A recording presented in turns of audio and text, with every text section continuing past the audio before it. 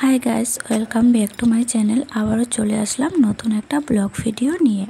তো তোমরা সকলে কেমন আছো? আশা করছি সকলে ভালো এবং সুস্থ আছো। তোমাদের আশীর্বাদে আমারও চলে যাচ্ছে। তো সকাল সকাল বাসি কাজকর্ম সেরে চলে গেছিলাম রাস্তায়। তো দেখো, আজকের ওয়েদারটা সকাল সকাল মেঘলা মেঘলাই ছিল। আর বাসি কাজকর্ম সেরে পুজো দিয়েও কিন্তু দেওয়াও হয়ে গেছে। তারপরে এত কাপড় চোপড় ধুয়ে দিয়েছি, যেহেতু রৌদ্র নেই, কিন্তু তারপরও বেলা হলে রৌদ্র উঠলে শুকিয়ে যাবে। আর দেখো, সকালে আমি এত সুন্দর করে ফুল দুব্বো সব কিছু তুলে তারপরে লেপে তারপরে কিন্তু পুজো দিয়েছি।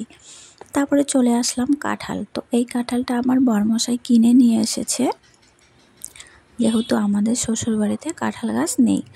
তো কাঁঠাল আমি সেরকম ভালো খাই না, কিন্তু বছরে একদিন ফল খেতে হয়, তাই এখান থেকে 1-2 কোষ খাবো। তো কাজকর্ম সব কিছু মোটামুটি করা হয়, কিন্তু কাজকর্মের ভিডিওগুলো আমি শেয়ার করতে পারছি না। এক হাতে মোবাইল ধরে এক হাতে কাজ কিভাবে শেয়ার করব, তাই যতটা পারি ততটাই তুলে ধরার চেষ্টা করি। আর দেখো, কাঁঠালটা কিন্তু অনেকটা বড় সাইজের ছিল।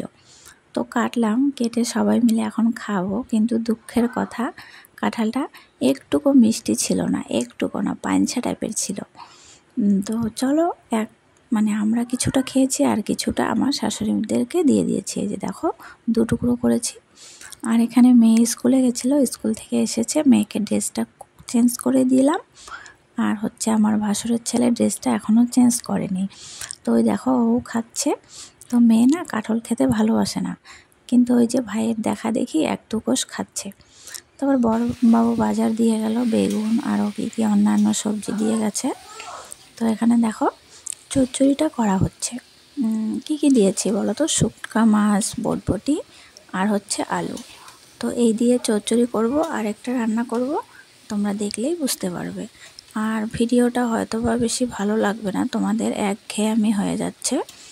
তো যত ভালো ভিডিও দিব তত তোমাদের ভালো লাগবে, তাই না বলো? তো বললাম না, ক্যামেরা ধরে দেওয়ার মতো কেউ নেই। যতটা পারি নিজের দায়িত্বে ততটাই কিন্তু করি। তো যে ডাল করেছি, মাসকলাইয়ের ডাল। আর দেখো, এটা ছিল লেচুর সিজনে 2-3 দিন লেচু এনেছিল বড়বাবু। আমাদের এখানটা এখন বেশি লেচু পাওয়াই যায় না। আর আগে তো বাবাদের বাড়িতে লিচু গাছ ছিল, লিচু নিজেরাও খেতাম, পাড়ার লোকেদেরকেও দিতাম। খেতে ইচ্ছা করতো না একটা সময়, আর এখন কিছুই পাওয়া যায় না। তো মেয়ে তো দারুণ খুশি, দেখতেই পারলে নাচ দেখিয়ে লিচু খাচ্ছে।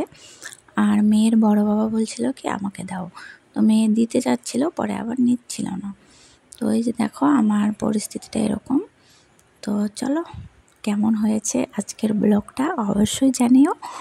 পরবর্তী দিনে আবার নিয়ে চলে আসবো আরেকটা ব্লগ ভিডিও। টাটা, ভালো থেকো।